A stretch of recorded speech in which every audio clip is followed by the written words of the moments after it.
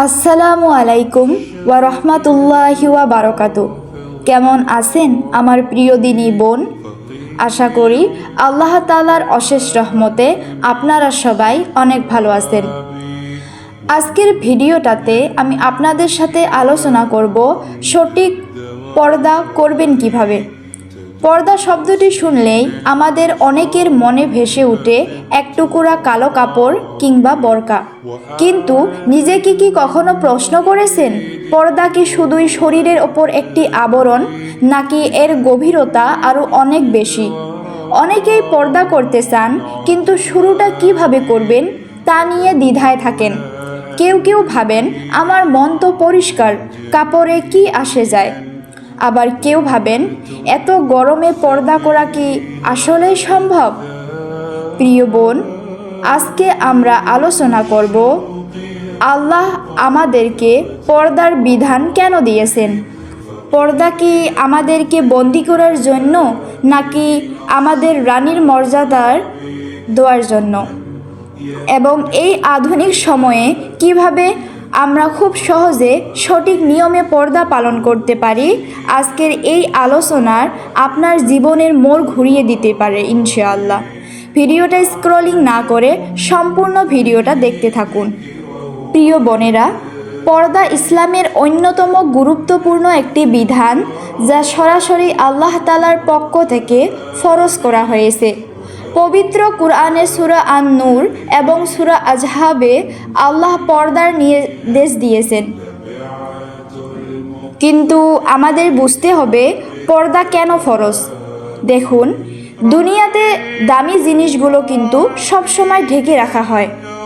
মুক্তা থাকে চিনুকের ভেতরে, স্বর্ণ থাকে লকেজের ভেতরে। আল্লাহ নারীকে সৃষ্টি করেছেন দামি এবং সম্মানিত হিসাবে। ইসলামে পর্দা কোনো শাস্তি নয়, পর্দা হলো নিরাপত্তা বা সিকিউরিটি। আল্লাহ তাআলা সূরা আন-আহজাবের 59 নম্বর আয়াতে বলেছেন, পর্দা করলে তোমাদের সতীসাধী নারী হিসাবে চেনা সহজ হবে এবং তোমাদেরকে উত্ত্যক্ত করা হবে না।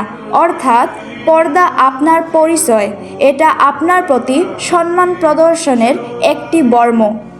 আজকের সমাজে আমরা নারীর নিরাপত্তা নিয়ে কত উদ্বেগ, কিন্তু ইসলাম 1400 বছর আগেই নারীকে সেই নিরাপত্তা দিয়েছে পর্দার মাধ্যমে। পর্দা আপনাকে সমাজের লোলুপ দৃষ্টি থেকে রক্ষা করে, আপনার ব্যক্তিত্বে বাহ্যিক সৌন্দর্যের চেয়েও ঊর্ধ্ব স্থানে দেয়। এখন প্রশ্ন হলো, সঠিক পর্দা বলতে আমরা কি বুঝি? শুধু মাথায় একটা ওড়না পেঁচিয়ে নিলেই কি পর্দা হয়ে গেল? না, ইসলামের দৃষ্টিতে পর্দার দুটি প্রধান দিক রয়েছে। এক, বাহ্যিক পর্দা, পোশাক ও শরীর ঢাকা। দুই, আভ্যন্তরীণ পর্দা, লজ্জাশীলতা বা হায়া। রাসূলুল্লাহ সাল্লাল্লাহু আলাইহি ওয়াসাল্লাম বলেছেন, প্রতিটি দিনের একটি বিশেষ চরিত্র আছে, আর ইসলামের বিশেষ চরিত্র হলো হায়া। ইবনে মাজাহ। সঠিক পর্দা মানে হলো আপনার পোশাক এমন হবে যা পরপুরুষের সামনে আপনার সৌন্দর্য প্রকাশ করবে না, আর আপনার আচরণ এমন হবে যা অন্যকে আপনার প্রতি আকৃষ্ট করবে না। অর্থাৎ কাপড়ের পর্দার সাথে সাথে চোখের পর্দা, মনের পর্দা ও আচরণের পর্দাও জরুরি।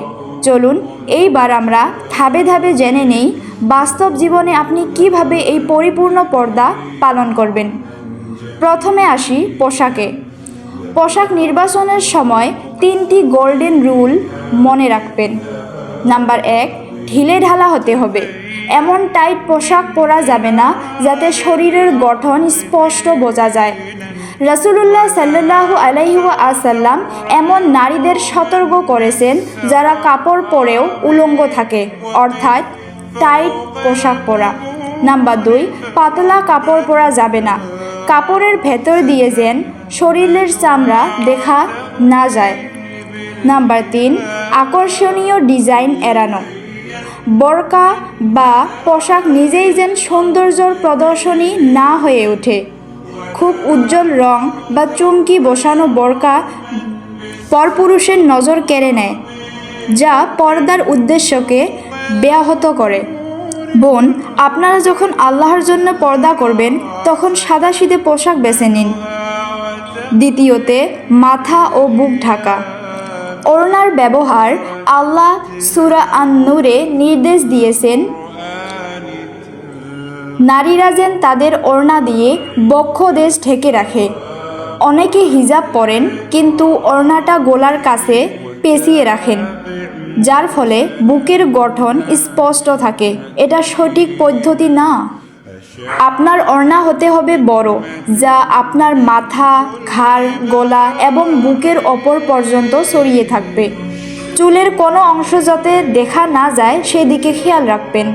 তৃতীয়তে, চোখ ও চেহারার পর্দা। চেহারা ঢাকার বিষয়ে আলেমদের মধ্যে কিছুটা মতভেদ থাকলেও বর্তমান ফিতনার যুগে চার মাযহাবের প্রায় সকল আলেমই চেহারা ঢাকার ওপর সর্বোচ্চ গুরুত্ব দিয়েছেন। এটাকে নিকাব বলে। চোখ হলো মনের আয়না, চোখ দিয়েও অনেক কিছু বলা যায়। তাই চেহারা ঢাকলেও চোখের ভাষায় যেন চঞ্চলতা না থাকে। চতুর্থতে, কথা ও আচরণের পর্দা। আল্লাহ সূরা আল আহজাবে নবী পত্নীদের মাধ্যমে আমাদেরকে শিক্ষা দিয়েছেন, পরপুরুষের সাথে কোমল সুরে কথা বলো না। যার অন্তরে ব্যাধি আছে সে কুবাসনা করে। তার মানে এই নয় যে আপনি খারাপ আচরণ করবেন। গম্ভীর সুরে কথা বলুন না। মেহরামের সাথে হাসি ঠাট্টা, অপ্রয়োজনীয় আড্ডা এগুলো পর্দার খেলাপ।